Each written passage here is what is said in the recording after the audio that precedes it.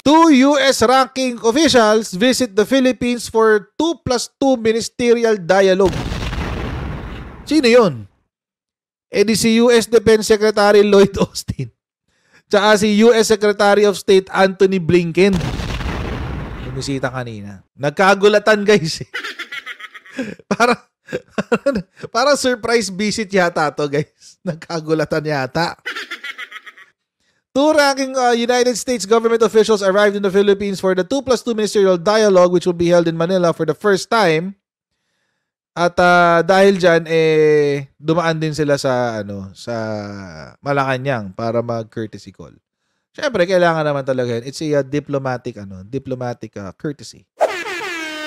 So kung kayo ay nasa US, UK, Canada, Italy, France, Spain, Ireland, and Belgium, ay pwede na kayo magpadala ng mga papunta ng Pilipinas.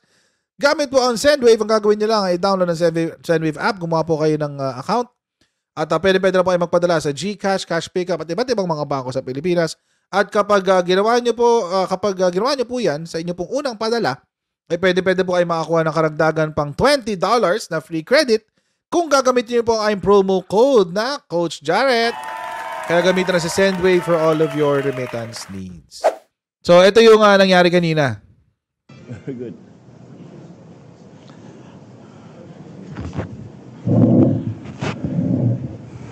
Good morning, ladies and gentlemen, and of course to our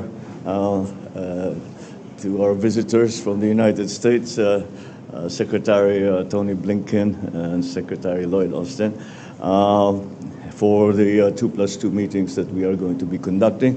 Welcome back to the Philippines, and I'm always very happy that these communication lines are very open, so that all the things that we are doing together, in terms of our alliance, in terms of the specific context of our situation here in the West Philippine Sea and in the Indo-Pacific, are continuously examined and re-examined. So we are agile in terms of our responses. But we are very happy to see you once again. I'm a bit surprised considering how interesting your political situation has become back in the States, but I'm glad that you found the time to come and visit with us. Ang weird na sinabi ni PBBM na nagulat siya na binisita siya, no? Parang ang weird. Na parang siguro nga dahil nga yung political situation ngayon sa Amerika. Nagpalit na ng hindi na tatakbo si Biden, ang tatakbo na si Kamala Harris. So, nag-substitute siya kay Biden. Tapos, syempre, di ganoon ang laban ngayon. Di ba? Biden, si Harris na versus Trump. And knowing na magkakaroon nga ng election, it's usually not, I don't want to say it's not prudent, pero bihira yung merong ganitong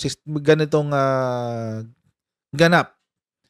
Kapag most probably magkakaroon ng pagpapalit ng administrasyon. Kasi syempre, parang mga parang mga midnight deals yan di ba? Yung mga midnight appointments, ganun. Parang pahabol. So, and we're only how many months? July, August, September, October, November. 4 months. 4 months na, mag-e-election na. 4 months na lang pala, mag-e-election na. So, kaya it's really, really unusual na magkaroon ng ganitong klaseng mga usapan 4 months bago matapos ang termino ng isang presidente. So, kaya siguro si PBBM said it's a surprise na nagkaroon ng ganitong klaseng meeting. Mr. President, thank you so much. Thank you for as always, the warm welcome. I bring you greetings from President Biden, Vice President Harris, along with Secretary Austin. We're very, very pleased to be here. Let me just start by sending our deepest condolences to all of the victims of the recent typhoon, and to say again, anything we can do to be of assistance, we welcome doing that.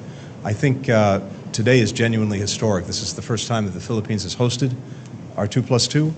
It's, I think, really evidence of a steady drumbeat of very high-level engagements between our countries that are covering the full range of issues and opportunities that bring us together, not only security, but also economic. And we're truly grateful for this partnership. We look forward to a very good day with our colleagues and to further advancing the critical work that we're doing together. So thank you again for receiving us. No, of course. Mr. President, let me echo Tony's comments on the warm welcome. It really is great to be back in country again. And also his offer of condolences for those who have been affected by the storm. I've said a number of times that we're more than allies, we're family. And it always feels that way when I'm working with our colleagues.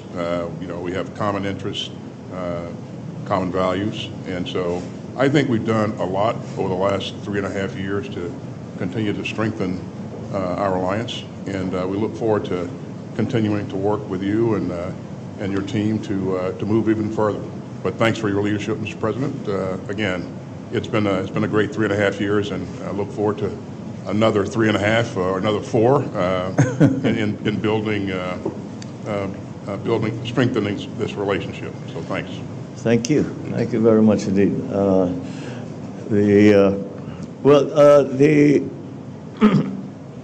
I think that all of the things that we have done in the previous months has been really serves really to make all our alliances and partnerships more actually have a working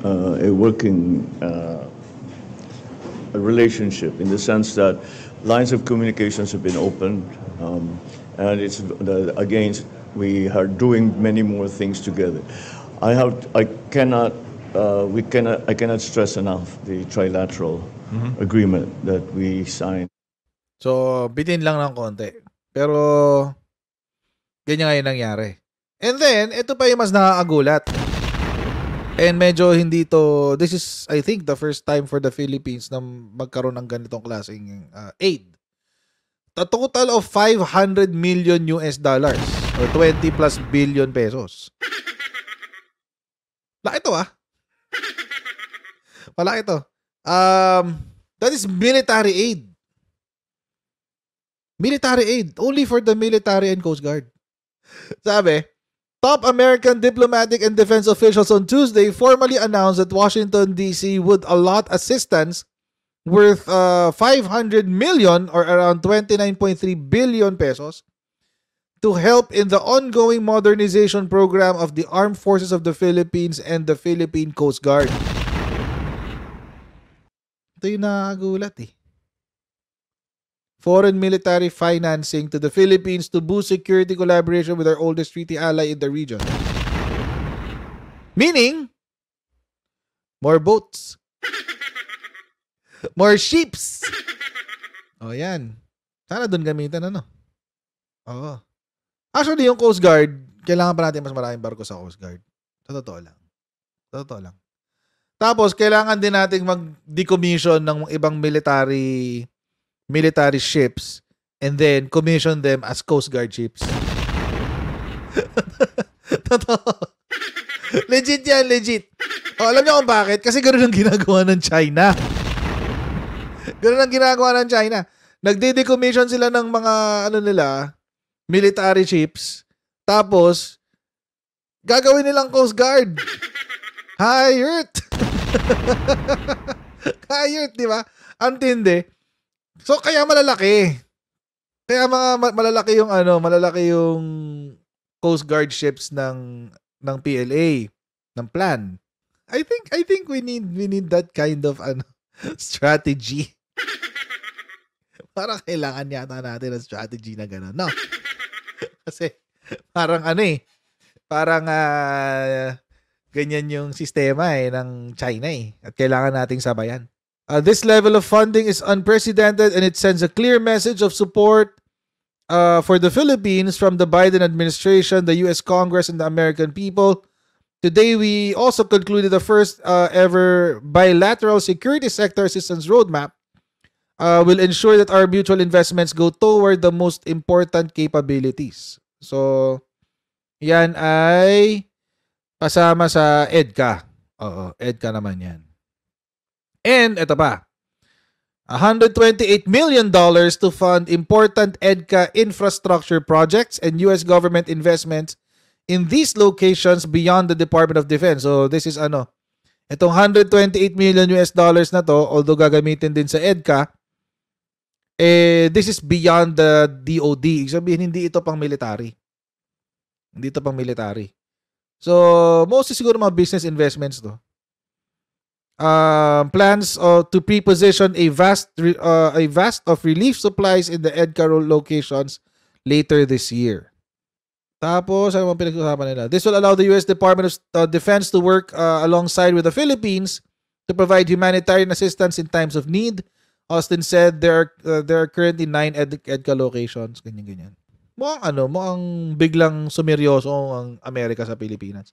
In terms of aiding in security defense. And I think, mga kotsero, this is the better route kumpara, right now, ito yung better route kumpara sa deploying the US military itself sa Pilipinas. Ako, kung ako tatanungin, mas gusto ko na i-cash nyo na lang. Parang gano'n. I-cash nyo na lang yung suporta nyo. Di ba? Para mas permanente. Para mas permanente, di ba? Kasi kung, let's say, kung ang itutulong nila sa Pilipinas, sige, magdi-deploy kami ng US Navy dyan sa West Philippine Sea. Pangit, di ba? Paano pag biglang nag-iba yung interest ng presidente? Sabihin lang niya, sabihin niya, sige, i-pull out niyo na yung dyan. Yung US Navy dyan sa West Philippine Sea, pull out na natin yan. Alala niyo yung ginawa ni Biden sa Afghanistan? Bigla-bigla. Ano nangyari sa Afghanistan? Awa ng Diyos. Bumalik sa dati. Magulo na ulit. Oo, ganun. Awa ng Diyos. Sa akin, mga kotsero, mas maganda yung ganun. Mas maganda yun. Mag-invest na lang sila in military materials, military aid, para mas mapalawig pa natin yung ating depensa. Kasi mas permanente yun eh. Hindi kontrolado yun ng presidente ng Amerika. Let's say, for this year, nagbigay ng 500 million. Next year, nagbigay ng 500 million. All of a sudden, let's say, nanalo si Trump. Sabi ni Trump, parang ayoko na magbigay ng pera sa Pilipinas. O at least nakabigay na sila ng $1 billion sa Pilipinas. Hindi na nila mababawi yun. Wala na yun. Hindi na nila mababawi. Moving forward na lang. Kung US Navy assets ang nandoon, sabihin lang ni Trump, pull out yan, pull out. Di nyo kailangan nandiyan kayo. Wala. Olats pa rin. Diba? So, mas maganda yung ganyan. Daanin na lang sa tulungan na lang tayong palakasin ng ating sariling military. Ako, mga kotsero, mas komportable ako dito kaysa yung merong nakadeploy ng US military sa Pilipinas. Of course, eventually, kapag nagkaroon na talaga ng gulo, we will expect na ang Amerika ay magdi-deploy ng sarili nilang assets sa Pilipinas. We will expect that. Hanggat wala pang ganun, mukhang mas maganda na ganito na lang muna. Ako, mas komportable ako sa ganito. Personally, you may think otherwise, pero ako, mas komportable ako sa ganito. Diba? So, abangan natin. Malay natin, one time deal lang yan kasi pagpalit ng presidente, babaguhin yung policy, o at least meron tayong $500 million na aid. Okay na yun. Naipangako na yun eh. Diba? So, okay na yan. At saka at the same time, mga kotsero, mabibuild up natin yung sarili nating defense capability. Diba? Kaysa yung sabihin lagi ni China na, umaasa lang naman kayo sa Amerika etc. Puro kayo Amerika, si Amerika talaga yung gugulo ganun. O di sasabihin na sa Pilipinas, hindi. Kaya namin sarili namin. Kahit walang Amerika. Try nyo, subukan nyo. Diba? Si North Korea nga, kaliit-liit, ang angas-angas eh. Si North Korea, kaliit-liit, ang angas-angas. Gusto makipaggera kay North Korea, gusto makipaggera kay Amerika, may goodness. Yun ang kapag binomba mo ng isang nuclear missile, ubos silang lahat. So, mas maganda kung tayo mismo magbi-build up na sarili nating depensa. Actually, kung ako pa nga tatanungin, tanggalin din natin, kapag nag-charter change, tanggalin natin yung, I think it's Article 2 or Article 4 or Article 3. Either of the 3. 2, 3, or 4. Yung yung nuclear. Of course, nandiyan yung i-maintain natin yung war is not our policy, etc., etc. Pero yung nuclear weapons, ako I firmly I somewhat believe na kailangan natin nuclear weapons sa Pilipinas. Ako personally, I prefer nuclear weapons. Pero syempre, maraming mga Pilipino hindi mag-a-agree sa opinion ko, but deterrence lang. Deterrence. But anyway, pakinggan natin yung balita tungkol dyan. Ayan, medyo mahaba to, 8 minutes, no? Pasensya na. Yes, Ryan, ano ba talaga ang napagkasunduan ng magkabilang panig at ito ba ay may sasakatuparan sa anong panahon? June, wala pang detalye kung kailan at anong panahon ito maisasakatuparan o makukuha ng Pilipinas o gaano ito katagal. Pero ang isang malinaw sa kanina sa pag-uusap, isa yan doon sa mga napagmitingan nila ng 4 na matataas na opisyal ng Pilipinas at US, yung assistance para sa military at PCG capability ng ating bansa.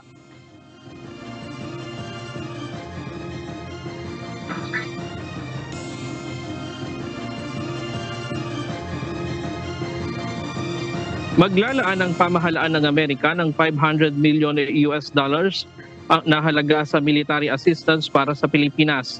Inihayag ito kanina pagkatapos ng 2+2 ministerial meeting ni United States Secretary of Defense Lloyd Austin III at Secretary of State Antony Blinken, kasama sina Defense Secretary Gilberto Chodoro Jr. at Foreign Affairs Secretary Enrique Manalo. Today, as you heard, Secretary Blinken and I announced that we are poised to deliver a once-in-a-generation investment to help modernize the armed forces of the Philippines and the Philippine Coast Guard. We're working with the U.S. Congress to allocate $500 million in foreign military financing to the Philippines. Gagamitin ito sa modernization program ng Sandataang Lakas ng Pilipinas at Philippine Coast Guard upang mapalakas ang kanilang kakayahan. Galing ang pondo sa National Security Supplemental ng Amerika na ipinasa sa US Congress. Kabilang din ang Taiwan sa bibigyan ng military aid sa Indo-Pacific region mula sa Amerika.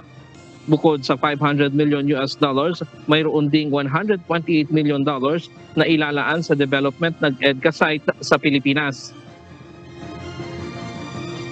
We also reaffirmed the Department of Defense that the Department of Defense intends to more than double our investments at enhanced defense cooperation agreement locations across the Philippines. President Biden's budget request this year includes more than $128 million to fund important EDCA infrastructure projects. Ayon naman kay Defense Secretary Gilberto Chodoro, gagamitin ang pondo sa pagpapalakas ng seguridad ng Pilipinas, kabilang na ang aspeto ng cybersecurity. The priorities will be laid down in the security sector assistance roadmap. Naturally, a lot of our inherent hardening capabilities are included, like cyber capabilities and the like.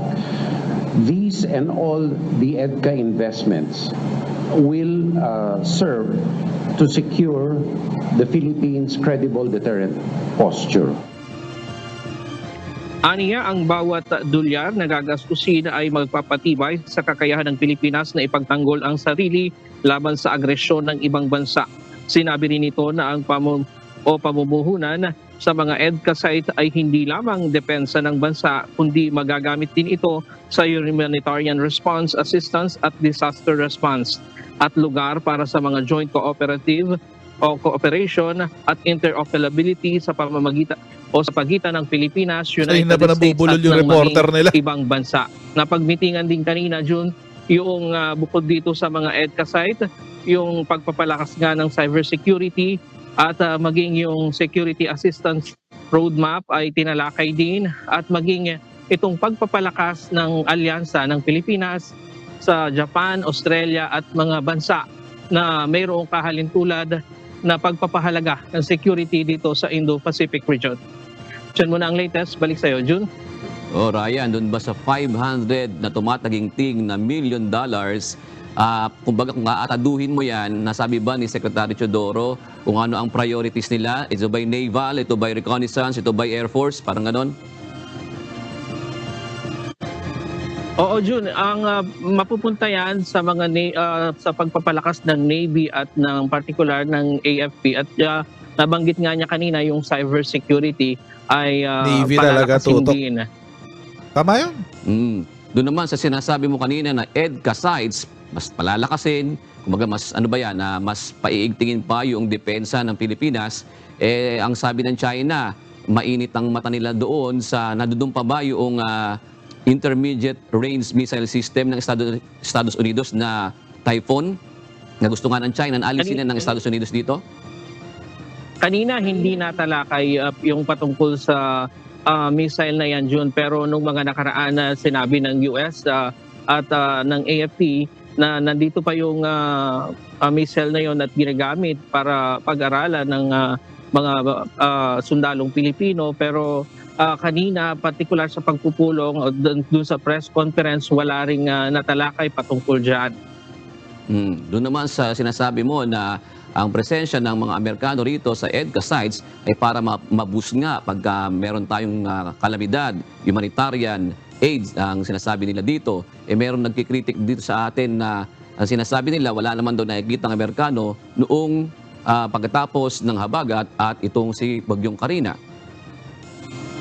Isa rin sana sa dapat nating itanong yan kanina, June, kaya lang limitado ang mga tanong. Bawat grupo ng media, isang tanong lamang at umikot lang yung pagtatanong dito nga doon sa kung ano yung mga napagmitingan kanina, June. Pero itong sinasabi nga itong alyansa na ito na parang nagiging long term na talaga. At hindi lang ang Amerika na parang sinasabi nga ng ilan na mga eksperto sa seguridad, parang hindi lang ang Amerika, maging yung France, nakikisama na rin sa mga alyansang ito. Ryan, paano ba ito, kumbaga mas madadagdagan pa ba yung mga bansang kaalyado ng Pilipinas pagdating sa seguridad natin, Ryan?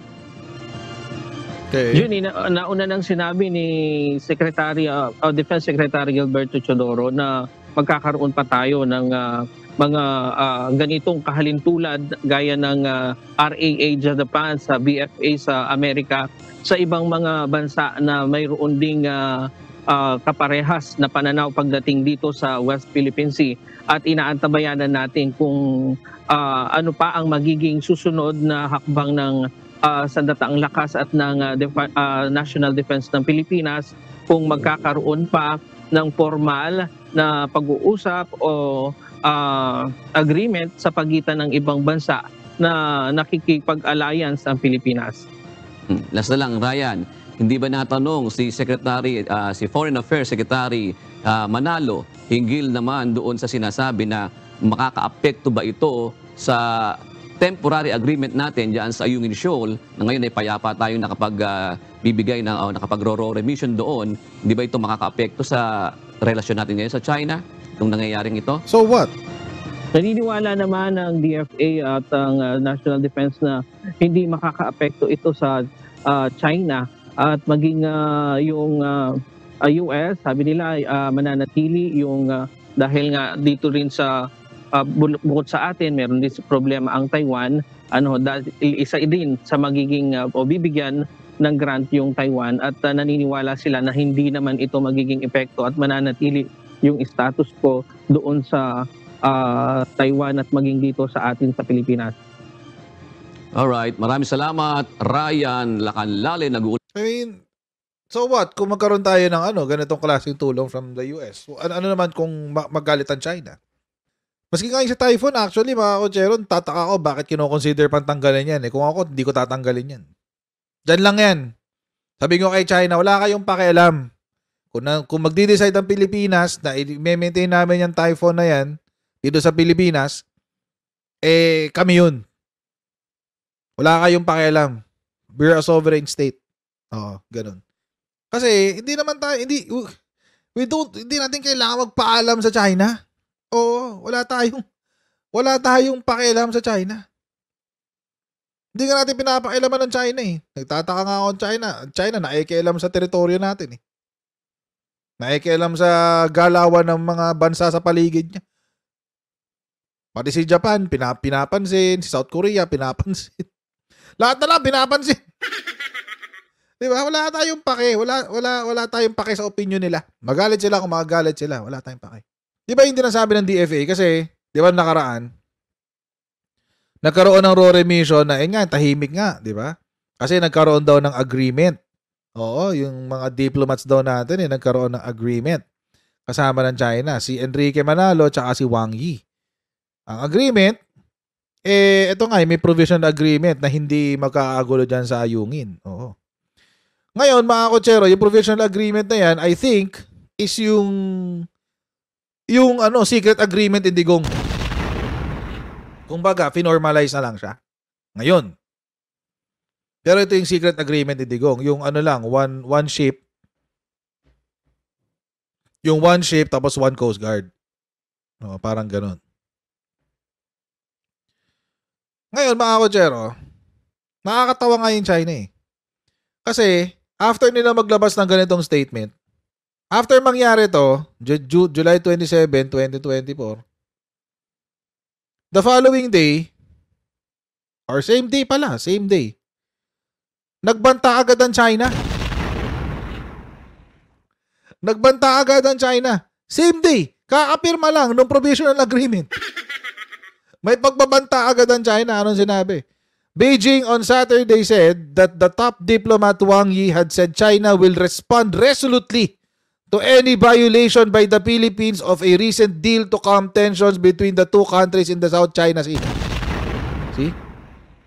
Hindi pa nag-uumpisa yung usapan, may pagbabanta na. Baliw eh. Sigang-siga eh. Sigang-siga ang dating. Bully talaga. Kakatapos na ng usapan. Hindi pa nga nag-iinit eh. Hindi pa nag-iinit yung provisional agreement. Bumira agad si China. Kaya ako mga kotsero, nung nangyari ang provisional agreement na yan, sabi ko, palyado to. Mali itong ginawa na to ng DFA. You can never negotiate with China. You can never negotiate with China. Negotiating with China is like negotiating with a criminal syndicate. Sindikato nga ang Chinese Communist Party. May napasa ko kanina. Hindi pa nga natutuyo yung tinta sa papel. Hindi pa nga natutuyo yung tinta ng sa papel. Nagbanta na agad. Tapos ito, nag-fake news agad si China. Di nagkaroon ng raw remission, safe daw, di ba? Safe daw, walang nangyaring sakuna. Ang kinalat ni China, sa balita nila, doon sa China, nung nag-resupply mission daw ang mga Pilipino, pinasok daw ng China yung mga barko ng Pilipinas para i-check kung merong construction supplies. Sumagot ngayon si DFA. Sabi ko sa inyo, dapat kayo DFA, di kayo nakapag-deal kay China eh. Sumagot ngayon ng DFA. Ano sabi? To clarify, the Philippines did not and will never seek permission from the PRC, People's Republic of China, to conduct resupply missions to Ayungin Shoal. There was also no boarding and inspection by the Chinese Coast Guard as claimed by the Chinese Foreign Ministry in its statement yesterday, Saturday. Ayan, di ba? So, dun sa balita sa China, nagke-credit grab sila. Sinasabi nila, binabalita nila sa mga tao dun sa China, tinan nyo yung Pilipinas, nakapag-resupply sila dahil ang bait namin, ang bait-bait namin. Pero chinek namin yung gamit nila, na walang construction supplies dyan. Okay yan. Pinayagan namin sila. Yun ang broadcast sa China. Kaya sumagot ngayon tong Pilipinas. Sabi ng Pilipinas, hoy, walang ganong ganap! Walang ganong ganap! Manahimik kayo! Sabi ng Pilipinas. Hindi kami nagpaalam sa inyo. Walang papaalam na naganap. Hindi nyo rin kami pinasok. At hindi kayo makakapasok sa mga barko namin. Walang usapang susundin ang China. China will always be a bad faith actor. China will always be a bad faith actor. Huwag kayong umasa ng katotohanan pag si China ang nagbalita. Sarili nga nilang mga numero eh sinasanitize nila para magmukha silang pogi eh. Sarili nilang mga numero. Kaya Diyos ko, huwag kayo maniniwala basta pag si China ang nagbalita. Basta Chinese Communist Party ang nagbalita, huwag kayo maniniwala. No. Huwag kayo maniniwala. China fix everything. China fix everything, guys. Huwag kayo maniniwala. So ngayon mga kochero, ang question nga again is how will China respond? Ako wala akong pakialam sa opinion ni China. Mas ako iniintay ko yung sasabihin ni Amy Marcos. Baka magpa-Senate hearing na naman siya agad-agad. Ano yung content ng $500 million na yan? Binibili naman ng Amerika ang Pilipinas. Ako, ina-imagine ko na yung mga propaganda ni bukas, ni Amy Marcos. Nasabihin niya, binibili ba ng Amerika ang mga Pilipino? Binibili ba niya ang loyalty ng mga Pilipino, ang pagmamahal sa bansa ng mga Pilipino? Bakit magbibigay ng $500 million para palakasin ang militar ng Pilipino? Ginagawa tayong target ng Amerika. Meron na nga mga hypersonic, supersonic, super extraplagilistic missiles. Super extraplagilistic expialidocious missiles na nakaturo sa 25 sites sa Pilipinas. Oh my God! Oh my God! Gagerahin na tayo ng China bukas. Oh my God! Oh my God! Na-imagine ko magiging ganyan Senator Ivy bukas. Maraming. Amen? Supercalifragilistic expialidocious. Hashtag nakakaloka. So, imagine ko na bukas. Abangan ko talaga yan bukas. Kapag narinig niyo yan bukas, you heard it here first. Pag nabalitaan niyo bukas, Senator Amy, you heard it here first. Sa Coach Jarrett YouTube channel. Anyway, abangan natin yan bukas mga kochero. So hanggang dito lang po muna tayo mga kochero. Okay, I'll see all of you tomorrow. At huwag niyo pong kalimutan mag-like, mag-share at mag-subscribe sa ating Coach Jarrett YouTube channel. And pa-follow din po tayo sa ating Facebook page para lagi kayo updated sa mga ganap sa aking channel. And I'll see all of you in our next live stream, guys. God bless. See you next time. Bye.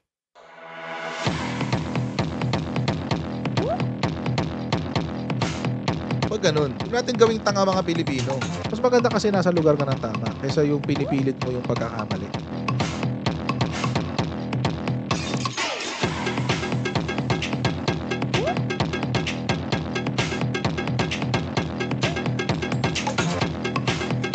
Are they willing to go that far? Hindi makakalimutan ng Pilipino yan hanggat di nasasagot niya. Sino ngayon nagsasabi ng totoo?